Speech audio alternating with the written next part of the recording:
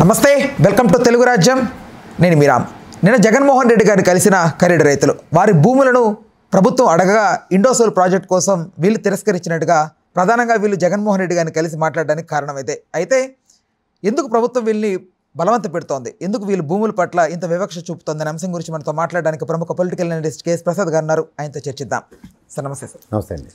Sir రైతులు ప్రధానంగా జగన్మోహన్ రెడ్డి గారిని కలిసి మాట్లాడారు. అయితే ఆయన హామీ ఇచ్చారు, బట్ దీనికి పర్యవసానం ఎలా ఉండబోతోంది అంటే నేను ఒక విషయం చెప్పగలను. గతంలో ఖరీదు రైతులు 1000 ఎకరాల ఇండోసోల్ ప్రాజెక్ట్కి ఏవైతే ఇచ్చారో వాళ్ళకి దాని మీద సింగిల్ అప్రహెన్షన్ కూడా లేదు.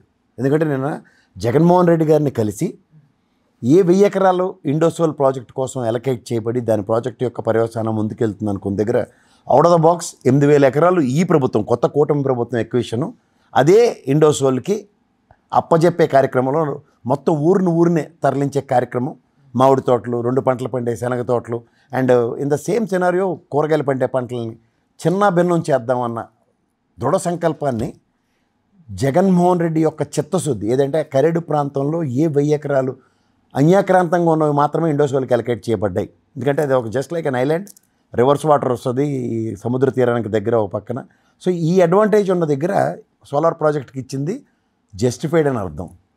ఇప్పుడు దీన్ని ఎప్పుడైతే 8000 ఎకరాలు తీసుకునేది ప్రభుత్వ విధానం తప్పని అక్కడ స్థానికంగా ఉన్న రైతులు తిరగబడి గ్రామ సభల్లో వాళ్ళ నిరసన తెలియజేసినా సరే ప్రభుత్వం ఇమ్మెన్స్ ప్రెషర్ పెడుతుంది దగ్గర ఇవాళ జగన్మోహన్ రెడ్డి గారిని కలిసి ఆయనతో సంఘీభావం ప్రకటించుకొని రాబోయే రోజుల్లో ఖరీదు రైతులకు పక్షాన అపోజిషన్ పార్టీ నిలబడి ఉంటుంది అన్నది ఎస్టాబ్లిష్ అయింది అన్నటి సందర్శనతో. నాకు ఇదంతా ఒక హైపోథెటికల్ ఈక్వేషన్ అనుకుంటే, ఒక బెస్ట్ సిచ్యువేషన్ అనుకుంటే, జగన్మోహన్ రెడ్డి గారు ఏ ప్రాతిపదిక మీద 1000 ఎకరాలు తీసుకున్న దగ్గర ఖరీదు రైతుల్లో ఎవరికి అప్రహెన్షన్స్ లేవు అన్నది మాత్రం బ్రహ్మాండంగా ఎస్టాబ్లిష్ అయింది. సో దీని యొక్క పర్యవసానాలు రాబోయే రోజుల్లో ఒక ఉద్యమ నేపథ్యంలో ఈ ప్రభుత్వం తెలుసో తెలియకో ఎన్డీఏకి ఉన్న చేతస్థమో తెలీదు, బుర్రతక్కువతనో తెలీదు, అక్కడ కూడా ఢిల్లీ, పంజాబ్ పరిసర ప్రాంతాల్లో రైతులను కెలుక్కొని వాళ్ళ గడ్డలు తిని క్షమాపణ చెప్పుకునే పరిస్థితి తెచ్చుకున్నారు గౌరవ ప్రధానమంత్రి గారు. అదే పరిస్థితి ఇక్కడ ఆంధ్రప్రదేశ్ రాష్ట్రంలో కూడా ఒక ఉద్యమంలో జరుగుతుంది రైతుల పట్ల. 40,000 ఎకరాలు అమరావతి పరిసర ప్రాంతాల్లో ఎక్విషను అండ్ ఇప్పుడు ఖరీదు రైతులకి 8,000 ఎకరాలు ఇవన్నీ భూమారం కావడానికి సిద్ధమవుతున్నాయి. ఎందుకంటే కడుపు మండే రైతు కడుపు తమాయించుకొని మంచినీళ్ళు మజ్జిగో దాగి ఏ రోజుకి ఆ రోజు వ్యవసాయాన్ని వదలకుండా పనిచేస్తున్న దగ్గర ఇవాళ మనం అందరం బతికి బట్టకడుతున్నాం 4,000 లోపలికి వెళ్ళి. అదే రైతుకి ఆక్రోశం వచ్చినప్పుడు నమ్మిన భూమి తల్లికి ప్రభుత్వ పరంగానే అన్యాయం చేద్దాం అనుకుందేరా పైపచ్చు ఈ immense pressure and immense bulldozing జరుగుతుంటే మాట ఇచ్చినోడే మడమ తిప్పుతుంటే అంటే మాటకొస్తే పవన్ కళ్యాణ్ అక్రమంగా ల్యాండ్లు లాక్కుంటానంటే నేను ఊరుకోనని చెప్పినాడు ఏం మాట్లాడుతున్నాడో ఎందుకు ప్రతిస్పందించట్లేదో ఇవి చాలా బాధాకరంగానూ ఆశ్చర్యకరంగానూ ఉన్నాయి. ఆ ఇండోసోల్ ప్రాజెక్ట్ ఓనర్లు ఎలక్షన్ ఫండ్ ఏదైనా పార్టీకి ఇవ్వచ్చేమో కానీ దాని అర్థం పరమార్థం అన్యాక్రాంతం చేద్దాం ల్యాండ్లను అంటే కుదరదు అన్నది ఖరీదు రైతుల యొక్క తిరుగుబాటు, గ్రామ కట్టుబాట్లు, గ్రామం అంతా ఏకతాటి మీద కట్టుతో నిలబడి ప్రతిఘటిస్తున్న విధానం వాళ్ళ రైతు చరిత్రలో రైతుల యొక్క ఉద్యమ నేపథ్యాలకి ఆంధ్రప్రదేశ్ గడ్డ మీద జరిగే అతి దగ్గరలో తిరుగుబాటు అని మాత్రం చెప్పచ్చు. ఈ ఇష్యూని జగన్మోహన్ రెడ్డి గారు ప్రెస్టేజ్గా తీసుకుంటే రైట్, ఇప్పుడు రైతుల పక్షం నిలబడ్డారు అనుకుంటే ఇప్పుడు ప్రభుత్వం వర్సెస్ జగన్మోహన్ రెడ్డి అనేది మళ్ళీ తెర ముందుకు వచ్చి ఇది కొంచెం విభిన్నంగా వెళ్ళే అవకాశాలు ఉన్నట్టుగా. ఆబ్వియస్లీ అండి, ఇప్పుడు వాళ్ళకి ఇష్టం లేని పని చేస్తున్నప్పుడు అలా పవన్ కళ్యాణ్ లాంటి ఆయన వచ్చి ప్రవచనాలు చెప్పి వెళ్ళిపోయాడు కదా అమరావతి దగ్గర 5,000 కష్టాల పుస్తకావిష్కరణలో. ఇక్కడికి at the cost of 8,000 acres and living కడుపు కూడు కూడా కొట్టే కార్యక్రమం ఉన్నప్పుడు మరి అపోజిషన్ కాకపోతే ఎవరికాలం వినిపిస్తారు? ఎందుకంటే వీళ్ళందరూ ఒకే జట్టు కట్టుకుని ఉన్నారు కదా. Obviously he has to raise his voice and డెఫినెట్గా ఇది ప్రభుత్వ విధానానికి విత్డ్రా చేసుకునే దాకా మాత్రం ముందుకెళ్తుంది ఇది ఉద్యమం. జగన్మోహన్ రెడ్డి గారు ఒకవేళ ఈ పని అయితే ఆయన వల్ల సాధ్యపడితే ఆయన మీద నమ్మకం ప్రజల్లో పెరిగిపోద్ది. ఒకవేళ పెరిగే ఉంది. ఇప్పుడు ఖరీదు రైతులకి వైఎస్ఆర్సీపీ సంఘీభావం, Jaganmohan Reddy front ending warrior అయితే ఆబ్వియస్లీ ప్రభుత్వం మీద ఇమ్మెన్స్ ప్రెషర్ పడుతుంది. ఆల్రెడీ ఇప్పుడు మొన్న మామిడి రైతులు, మిర్చి యార్డ్ రైతులు వీళ్ళందరికీ ఈయన ముందుకు రావడం వల్లే జరిగింది, వర్కౌట్ అయింది అనేది అందరూ మాట్లాడుకుంటున్నారు. ఖచ్చితంగా తెలిసిన విషయమే కదా.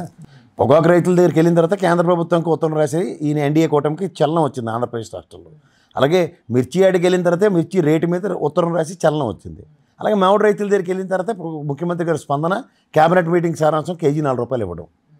పక్క రాష్ట్రంతో పోల్చుకుంటే 16 రూపాయలు 16 పైసల దగ్గర ఇక్కడ రాష్ట్రానికి జరిగిన వివక్ష అన్యాయంలో ఎన్డీఏ గలాలేవి అని మళ్ళీ ప్రశ్నించబడింది. పాలకపక్షం మీద ప్రతిపక్షం గెలుస్తూ వెళ్తూ ఉంటే ఈ విధంగా ప్రజలతో ఉండి మమేకమై ఫర్దర్గా అసలు ఈ ఎన్డీఏ అసలు గవర్నమెంట్ మీద ఉన్న పూర్తి విశ్వాసం పోయి మళ్ళీ జగన్మోహన్ రెడ్డి గారు పుంజుకుంటారు. తర్వాత విషయం సార్, ముందు ప్రజల తరఫున ప్రజల సమస్యల పట్ల ఒక అపోజిషన్గా నిలబడి వాళ్ళ సంఘీభావాలు తెలియజేస్తూ నిరసన కార్యక్రమాలు అలాంటివన్నీ తెలియజెప్పినప్పుడు ప్రభుత్వం మీద ప్రెషర్ తెలియకుండానే అక్యుములేట్ అవుతూ ఉంటుంది.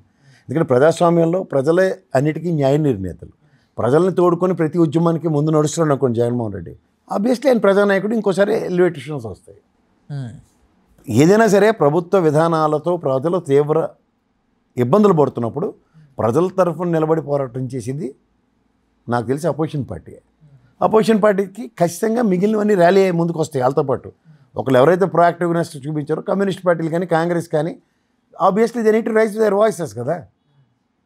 ప్రజాశాంతి పార్టీ కూడా వాయిస్ స్టార్ట్ చేస్తుంది. ఆబ్వియస్లీ ఏమవుతుంది, ఇప్పుడు కరెక్ట్ రైతులకు న్యాయం జరగాలంటే ఎలా సార్ ఫర్దర్గా? ఇది విత్డ్రా చేసుకుంటారు, గ్యారంటీగా చేసుకుంటారు. అందులో ఇంకా ఆప్షన్ లేదు వాళ్ళకి. ఒకవేళ చేసుకుంటే గవర్నమెంట్ తగ్గిపోయి వెనకడుగు వేసినట్లు. ప్రధానమంత్రి గారే తగ్గారండి రైతు బిల్లులు పెట్టి, వెనక తీసుకోలేదా సారీ చెప్పి. అంతకన్నా ఎవరు 10 సార్లు బుట్టరేటే. నీ ప్రజాస్వామ్యంలో ప్రజలకు నచ్చని పనులు చేస్తానంటే దీన్ని ప్రజాస్వామ్యాన్ని ఎందుకు అనాలి? ఆ ఊరంతా డిసెంట్ తెలియజేస్తుంటే ఎక్కడి నుంచి తీసుకెళ్ళిపోయి మొత్తం 8,000 ఎకరాల సోలార్ ప్రాజెక్ట్ పెడతానంటే ప్రత్యామ్నాయాలు ఏవి? భూ నిర్వహణ చట్టం ప్రకారం కాంపన్సేషన్స్ ఏవి? 100 రూపాయలు కాంపన్సేషన్ దగ్గర 10 రూపాయలు ఇస్తానంటే అలా ఏమైనా ఎరుబోగులల్లా? ఇవన్నీ గమనించే ఈ విధమైన ప్రతిస్పందనలు స్టార్ట్ అయ్యాయి. ఒకటి నేను చెప్పగలను, కరేడు రైతులకు సంబంధించిన అంశంలో స్పందన ప్రతిస్పందన డిలే అవ్వచ్చు. ఇప్పుడు ఏమవుతుందంటే ఇన్సిడెంట్ జరిగిన వెంటనే అపోజిషన్ పార్టీలు వెళ్ళే అనుకోండి, ఈయనేదో రాజకీయం చేసుకోవడానికి వెళ్తున్నారని అంటారు. కానీ ఇది ప్రజాస్వామ్యంలో ప్రజలే ముందు ప్రొయాక్టివ్నెస్ చూపించారు అనుకోండి, అప్పుడు అపోజిషన్ పార్టీలు ర్యాలీ అయితే ఆ విధమైన lime light is totally different. అది హ్యూజ్ డిబేటబుల్ టాపిక్ అవుతుంది. ఇప్పుడు మీరు యూ మే బీ సప్రెస్డ్. ఈ తపలశాలన్నీ కూర్చుని ఆ వార్తను ఒక్కడు కూడా రాయకుండా ఇండస్ట్రియల్ ప్రాజెక్టు పెద్ద భగీరథ ప్రాజెక్ట్ తీసుకొచ్చినట్టుగా ఫీల్ అయిపోయి ఎస్టాబ్లిష్ చేసి దగ్గర వెనకాసల సమస్యలు వ్యతలు ఆ గ్రామ ప్రజలు అండ్ రైతులు పడుతున్న మానసిక సంఘర్షణ మీద ఎక్కడ చర్చనీయాంశం కాకుండా ఇండోసోల్ ఒక హ్యూజ్ ప్రాజెక్ట్ వస్తుంటే అభివృద్ధి నిరోధక పాబంధకాలుగా అపోజిషన్ పార్టీని ప్రజల్ని అభివర్ణించే తాపత్రం ఈ దిక్కుమాల ఛానల్లో పడుతుంటే అది ప్రజలకి బాహుళ్యంలో చర్చనీయాంశమే. చర్చనీయాంశాన్ని సారాంశం దాని యొక్క తాత్పర్యం ప్రజలకి అసలైంది అర్థమైంది అనుకోండి, అప్పుడు ప్రజాస్వామ్యంలో ప్రజలు ఎన్నుకున్న ప్రభుత్వం మీద వ్యతిరేకత వస్తున్నట్ట రానట్ట. దీనికోసం వాళ్ళు విశ్వప్రయత్నం చేస్తున్నారు.